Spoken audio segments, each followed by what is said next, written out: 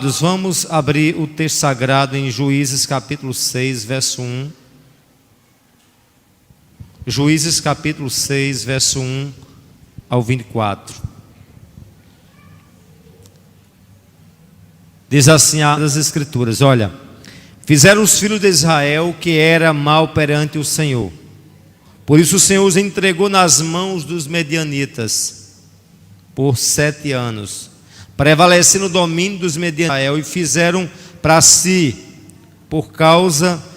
estes para si, por causa dos medianitas, covas que estão nos montes, nas cavernas e as fortificações. Cada um em Israel semeava, e os medianitas e os amalequitas, como também os povos do Oriente, subiam contra ele, e contra ele se acampavam, destruindo os produtos da terra. Nem ovelha, nem bois, nem jumentos, pois subiam com seus gados e tendas, e vinham como gafanhotos, em tanta multidão, que não se podia contar, nem eles, nem os seus camelos, e entraram na terra para a destruir. Assim Israel ficou muito debilitado dos medianitas. Então e vos tirei da terra, da casa da servidão, melhor dizendo, e vos livrei das mãos dos egípcios, das mãos de todos quantos vos oprimiam, e os expulsei diante de vós, e vos dei a sua terra. E disse: eu sou o Senhor vosso Deus, não temais os deuses dos amoreus, em cujas terras habitais, contudo, não destes ouvidos à minha voz. Prossegue o texto. Então veio o anjo do Senhor, assentou-se debaixo do carvalho que está em Ofra, que pertencia a Joás, o Aberezita, e a Gideão, seu filho, e estava malhando trigo no lagar, para pôr a salvo dos medianitas. Então o anjo do Senhor lhes apareceu e disse: o Senhor é contigo, homem valente. Ai, Senhor meu, se o Senhor é conosco, por que nos sobreveio tudo isso? O que nos é feito de todas as suas maravilhas que nossos pais nos contaram, dizendo: não nos fez o Senhor subir do Egito? Porém agora o Senhor nos desamparou, nos entregou nas mãos dos medianitas. Então se virou o Senhor para ele e disse: vai nessa tua força e livra Israel das mãos dos medianitas, porventura não te enviei eu? E ele disse: ai, meu Senhor, com que livrarei Israel? Eis que minha família é a mais pobre em Manassés, e eu o menor na casa do meu pai. Tornou-lhes o Senhor: já estou contigo, ferirás os medianitas como se fosse um só homem. Ele respondeu: se agora achei mercê diante dos teus olhos, dai-me um sinal de que tu és, Senhor, que falas comigo. Rogo-te que daqui não te apartes até que eu volte e traga a minha oferta e deponha perante ti. Respondeu ele: esperarei até que voltes. Entrou Gideão, preparou um cabrito, bolos de asmo, de uma êfa de farinha e uma carne, e pôs num cesto, e o caldo numa panela, e trouxe até debaixo do carvalho, lhe apresentou. Toma a carne, o bolo, asmo, e põe sobre essa penha, e derrama-lhe por cima o caldo, e assim o fez. Estendeu o anjo do Senhor a ponta do cajado que trazia na mão, tocou a carne, os bolos asmos, então subiu fogo na penha, consumiu a carne, os bolos, e o anjo do Senhor desapareceu na sua presença. E viu Gideão que era o anjo do Senhor, e disse: ai de mim, Senhor Deus, pois vi o anjo do Senhor face. Porém o Senhor lhe disse: paz seja contigo, não temas, não morrerás. Então Gideão edificou ali um altar ao Senhor e chamou de O Senhor é Paz. Ainda até o dia de hoje, esse altar em Ofra, que pertence aos Abierezitas. Meus queridos, é um texto que eu vou tentar simplesmente dar informações preliminares do contexto. Diz alguns historiadores que o período do juiz é o período mais crítico que tinha a caminhada da igreja no Antigo Testamento. Juiz é um período em que não havia liderança, nem espiritual, nem não havia liderança, como é que diz, social. Existia um caos, uma anarquia geral naquela redondeza. E diante dessa complexidade aqui, a Bíblia diz que Israel vivia geralmente, existiam outros, mas dois de forma muito mais evidente, que eram os midianitas e os amalequitas.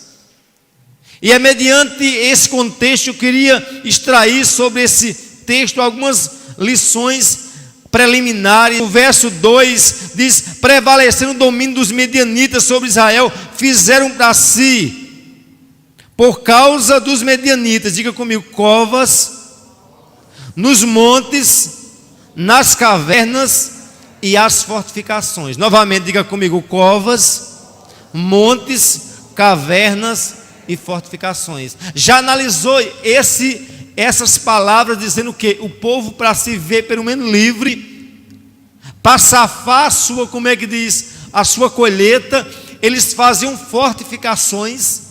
Eles estavam nos montes, lugares mais difíceis de acessos.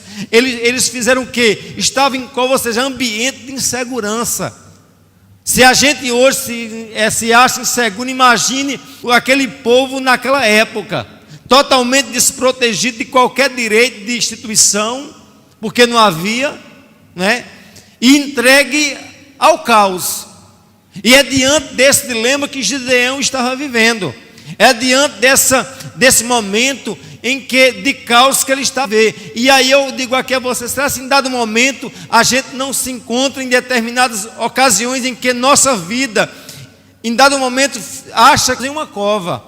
Nós nos encontramos espiritualmente, moralmente, como é que diz, socialmente, como tivesse realmente trancado em uma cova, em formações, em cavernas, em montes, em lugares inacessíveis. Nós criamos as nossas próprias montanhas, as nossas próprias cavernas, como Elias entrou, não meramente numa caverna fisicamente, mas uma caverna existencial, de complexo, de coisas das mais terríveis em nossas vidas. E é sobre essas coisas, sobre esses dilemas, que eu queria pensar com vocês a insegurança social, a insegurança econômica, que redundou também em crise profunda na vida de Gideão, e que muitas vezes representa a minha e a tua crise. E aí, meus queridos, a narração prossegue, diz que Israel estava debilitado, e essa situação trouxe sobre ele esse lado débil, uma fragilidade que afetou, como eu disse, o físico, o emocional e também o espiritual. Acompanhe comigo o verso 3, o que é que diz a narrativa bíblica, diz: porque cada um em Israel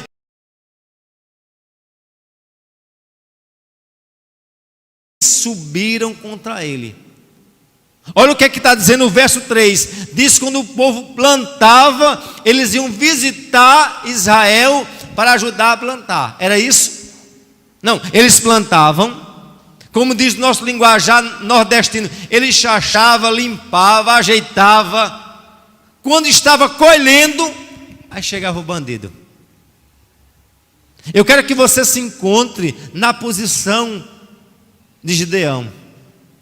É muito fácil a gente se escandalizar com o que Gideão disse, com o questionamento que Gideão fez com Deus, mas lembre bem, diz o texto que eles plantavam, quando ele estava semeando, aí chegava o inimigo.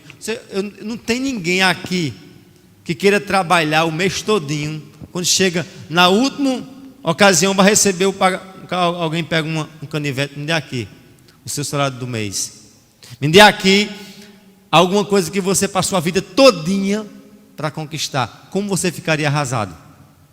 Como eu e você ficaria totalmente destroçado, totalmente debilitado. E era essa situação, né, mais do que caótica, que Gideão vivia, não é isso? E a narrativa bíblica prossegue, vamos lá, o verso 4 diz assim, olha: contra eles se acampavam, destruindo os produtos da terra, vinham até a vizinhança de Gaza, não deixavam em Israel sustento algum, nem ovelha, nem boi, nem jumento. Diga comigo, não deixava o quê? Sustento algum. Pegava o quê? O cereal, pegava as ovelhas, pegava os bois, pegava o jumento, pegava tudo. Deixava o povo absolutamente sem nada. Olha a situação tão terrível. Olha a situação que Israel estava vivendo.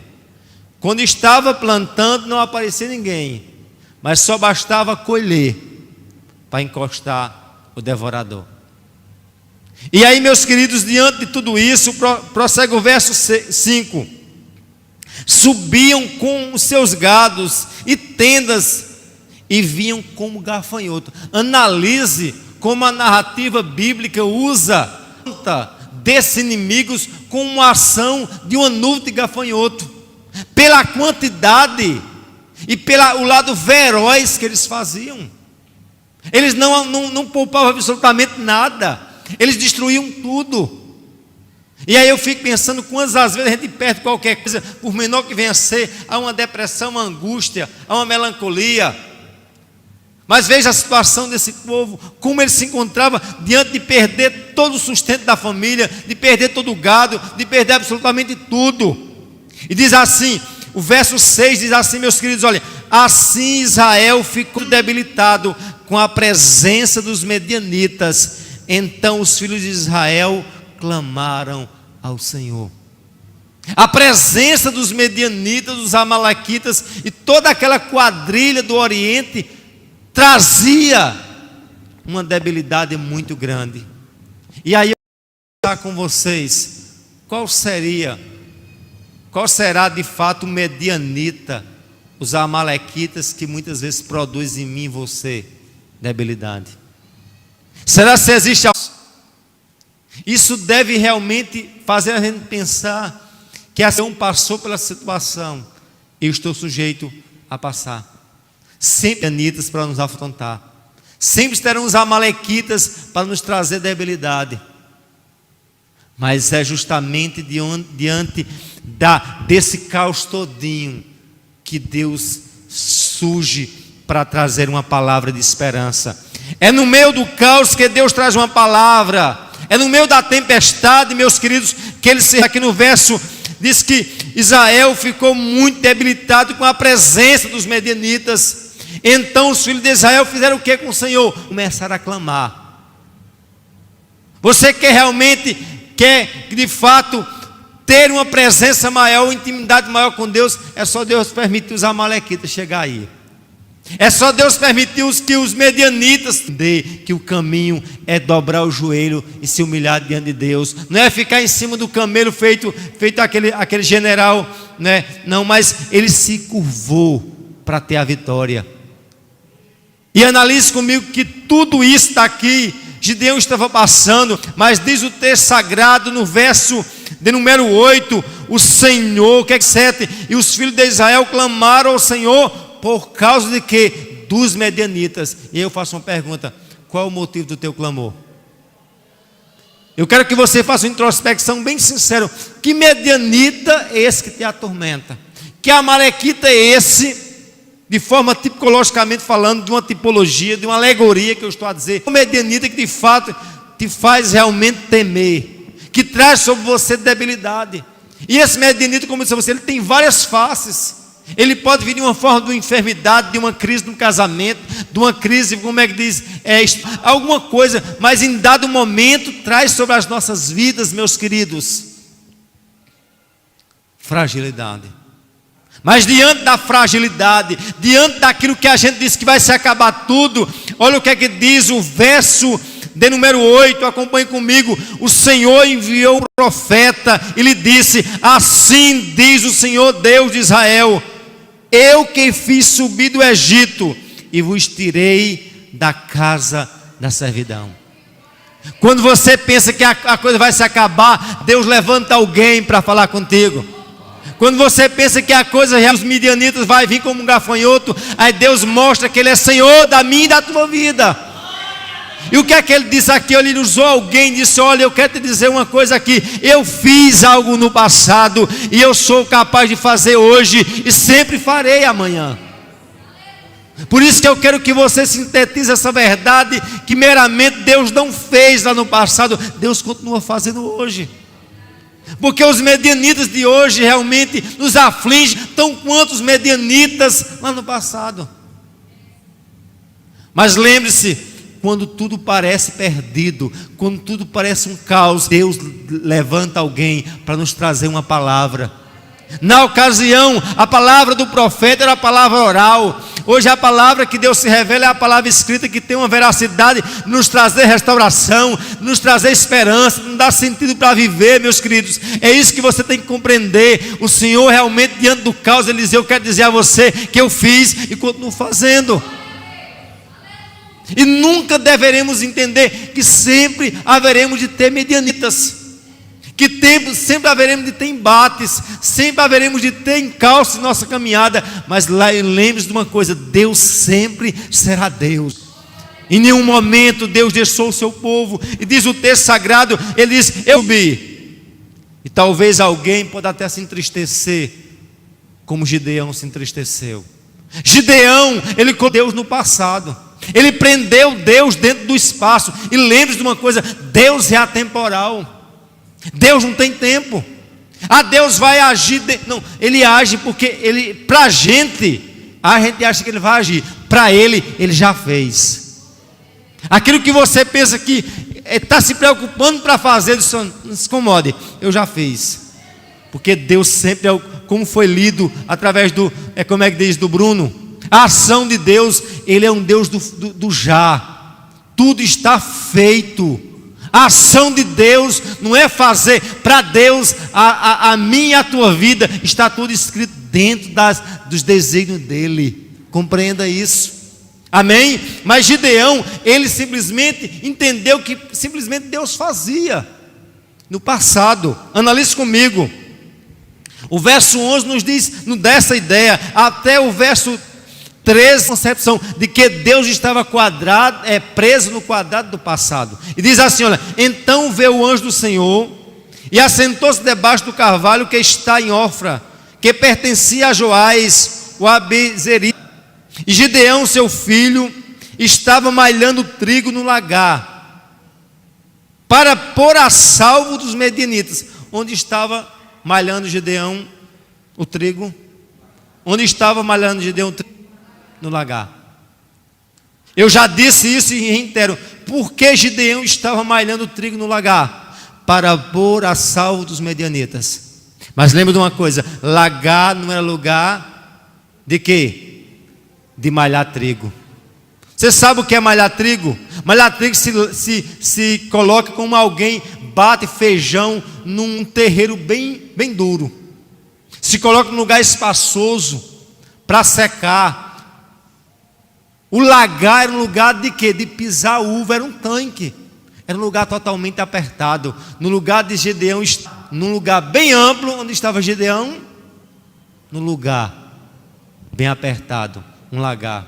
E eu te pergunto, em dado momento, no lugar de a gente estar num terreiro bem folgado, livre dos medianitas, a gente está num lagar, num lugar inapropriado, num lugar de estar pisoteando a uva, a gente está batendo trigo, com poeira, como é que diz? Com o pelo do capim, toda coisa indesejável.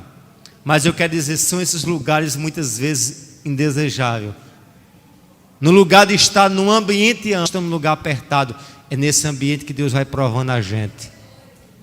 É nesse lagar que Deus justamente vai quebrando a mim e a você. E olha o que é que Deus... E pôs a salvo dos medianitas. E então o anjo do Senhor lhe apareceu e disse: o Senhor, homem valente. Onde é que Deus falou com Gideão? Onde é que Deus falou com Gideão? Me digam. Onde é que Deus falou com Gideão? No lagar. A gente quer que Deus fale. Mas onde? Lugares folgados. Numa cadeira de poltrona, num lugar condicionado, bem. E muitas vezes Deus te leva para onde? Para o lagar. para um lugar inapropriado, para um lugar que não deveria realmente o quê? Bater o trigo, mas o que? Amassar a uva. E diz o que é que Deus disse: o Senhor é contigo, homem valente. Respondeu Gideão, olha a resposta, até sensata de Gideão: ai, Senhor meu, se o Senhor é conosco, por que nos sobreveio tudo isso? Será que Gideão foi talvez chato com Deus, petulante com Deus em dizer isso? Mas Gideão foi sincero. O que é que ele... Olha, para começar, essa palavra ai já está dizendo tudo. Ou não? Só duas palavras, mas ai, pronto. Já iniciou dizendo que o negócio, se o Senhor é comigo, por que ele começa com ai? A gente tem a ideia de Deus estar conosco, que a gente não vai ter o quê? Ai, nem ui. É Deus, é alegria, é Deus, é vitória, é Deus, é chave, sobe, sabe, desce. É com Deus, mas no lagar. É com Deus, mas com ai. É com Deus, mas com estreito. É com Deus, mas com aperto. Amém, amados? Eles, aí, meu Senhor, se o Senhor é conosco, por que nos sobreveio tudo isso? Se, eu quero saber se Deus é comigo, se Deus está comigo, por que está esse desmantelho tão grande aqui? E vocês, mas será que Deus está na minha casa? Será que Deus está aqui? Será que Deus está no meu casamento? Será que Deus está agindo no meu filho? Se, né? Interrogando, duvidando. Mas veja o que é que Deus diz. Ele prossegue: se o Senhor é conosco, por que nos sobreveio tudo isso? O que é feito de todas as maravilhas que os nossos pais contaram, dizendo: não fez o Senhor subir do Egito, porém agora o Senhor nos desamparou e nos entregou nas mãos dos medianitas. Sabe o que estava acontecendo com a vida de Gideão? Eu quero saber se Deus é comigo. Se Deus é comigo, por que me sobreveio tudo isso? O que dizer das histórias de livramento que os nossos pais nos contaram quando? Diga, no passado. Ou seja, diz alguns especialistas que quando alguém está com depressão, a primeira coisa que o depressivo faz é para o espelho, era tão bonito, mas hoje está uma caveira. Eu era não sei o que. Sempre o passado foi melhor. Sempre a vida dele é atrelada ao passado. Ou bom ou ruim, ele não se desvincula do passado. O passado arrasta ele. A Gideão disse: olha, Deus só fez, olha, se o Senhor é comigo, por que me sobreveio o que é feito das obras de suas maravilhas, que os nossos pais nos contaram. Olha, o verbo contar está no quê? No passado. O homem dá indício de quê? De crise de depressão, vinculado ao passado, não é isso? Contaram o quê? As maravilhas dos nossos pais, dizendo: não nos fez o Senhor subir ao Egito. Não sei se a tradução está igual. Vamos lá? Vamos lá? Essa não, diga não.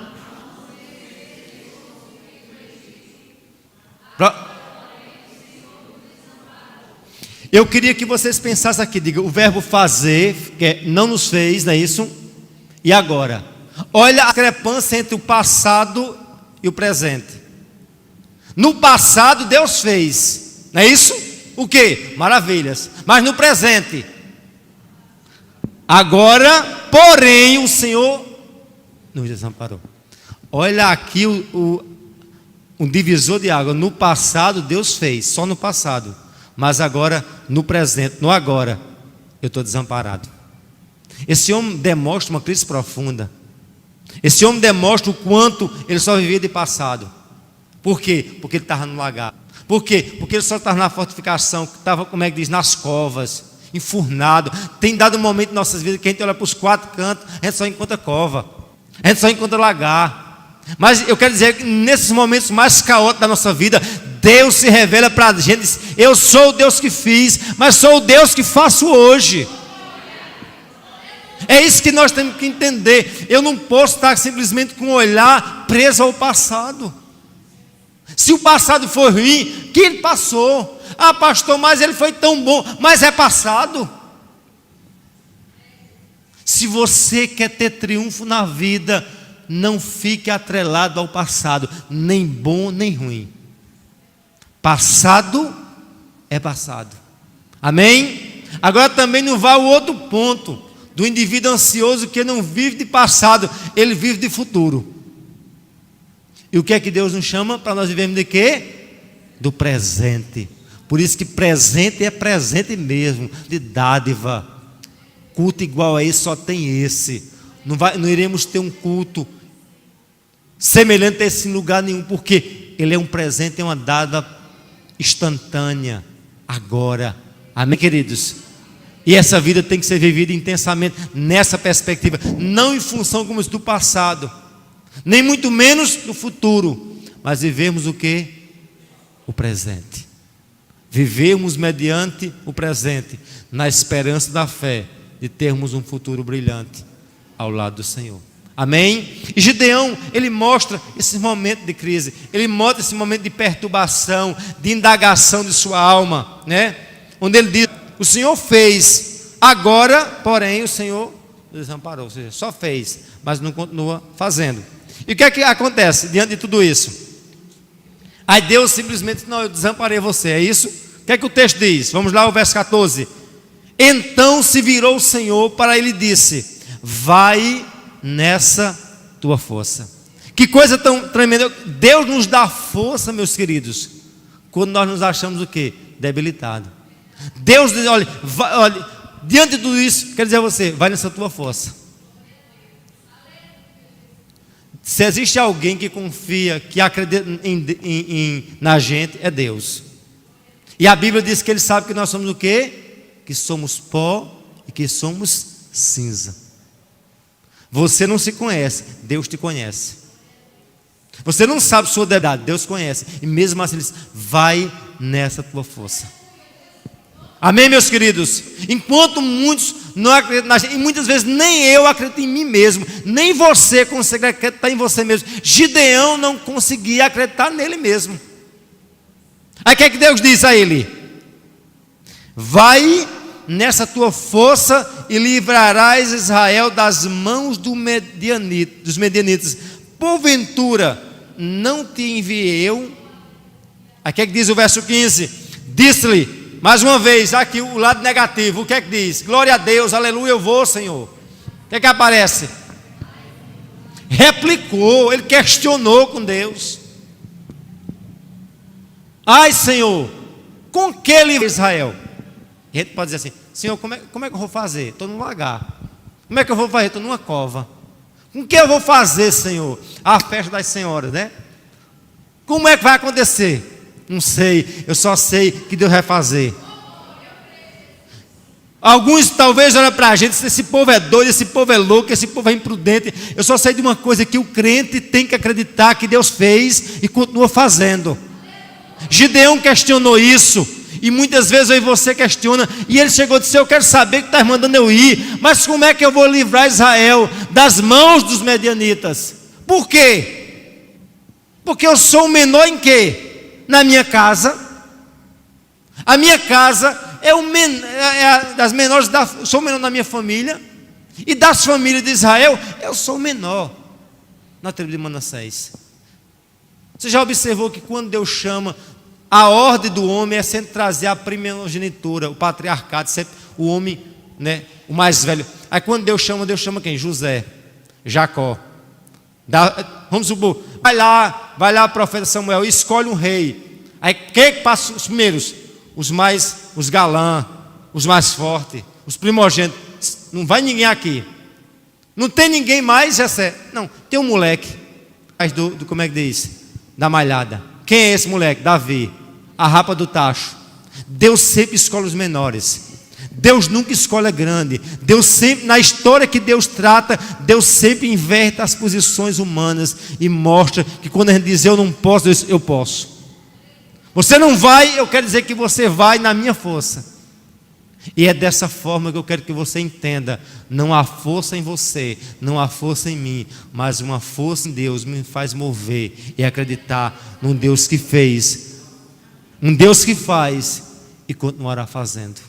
Amém? E por fim, meus queridos, a narrativa bíblica deixa bem claro que ele de fato, ele pede a Deus um sinal.